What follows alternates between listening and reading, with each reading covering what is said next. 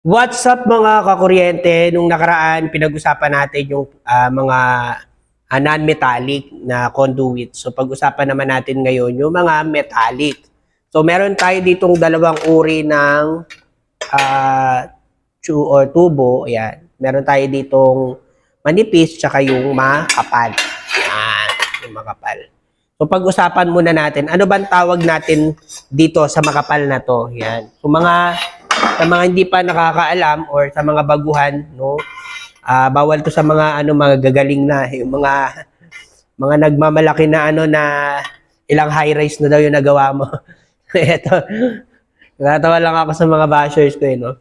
Sige, ano ba talaga yung tawag dito, guys? So, usually ito ay ang tawag po dito ay yung rigid metal conduit or tinatawag natin RMC. Yan. So, mapapansin nyo po, makapal yung RMC. So, threadable po yan. Usually, yung dulo po nito is threadable. May thread po. No, cross-section raceway. So, ginagamit po ito para protektahan yung mga cables po natin, yung mga wires po natin under the driveways. Yan. Where else? Sa mga service feeder installation and other more dangerous areas. No?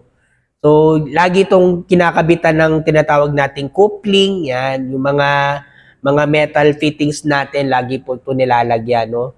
And it must be threaded in the end. Usually, ito na yung kinakabit natin sa mga meter base, may thread po yun, no? Tinethread. Usually, meron na pong tinatawag na mga pipe threader para magkaroon po ng thread yung ating mga ating mga RMC. So, ang tawag po natin dito ay RMC, basta makapal, tapos meron po kayo nakitang thread sa dulo, RMC po yung tawag po doon. No? Ito po kasi ay composed of steel or tinatawag na ferrous and coated with protective aluminum non-ferrous. Meron din naman pong non-ferrous, meron din pong ferrous, no? Coated po ito ng aluminum, pero yung loob po nito ay bakal, yung tinatawag nating ferrous, no? Ayan. So, meron din naman pong silicone bronze, stainless steel. Yan, ginagamit din po yun sa mga RNC natin. So, pag-usapan po natin kung saan po ba ginagamit ito? Saan po bang, ano po bang condition nito? So, usually ang RMC po ay makapal, mabigat, at saka mas mahal sa mga hardware, no? Kaya usually, bihira rin yung gumagamit nito. Pero kapag mga ginagamit po ito sa mga service entrance piping. Yan, sa mga service entrance. Yan, kasi ito po ay matibay. No? Usually dito lalagyan natin service entrance cap. No? Depende po sa kapal, depende po sa plano. No? Saan po ba permitted of the use of RMC?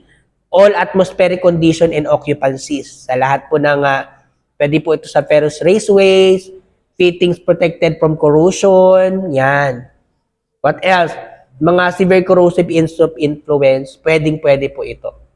Mga corrosion and environments, mga elbows, kailangan po ito na merong mga tinatawag na couplings, elbows, fittings para diretso po tayo sa maganda ba yung pagkakagawa natin. Pwede din po ito sa cinder fill, ibinabaon po sa lupa or binabaon sa semento, yan. It must be protected on all sides by a layer of non-cinder concrete no less than 50 mm thick. Kailangan, kung ibabaon po natin dito, hindi po malalim ng 15 mm thick, no, makapal. Where conduit is not less than 450 mm under the fill. Pwede rin po ito sa mga wet locations. Yan, sa mga, basta nakasupport po ito ng bolts, straps, and marami pang ibang mga no? Kasi nga ito po ay corrosion resistant and protected against corrosion by corrosion resistant materials.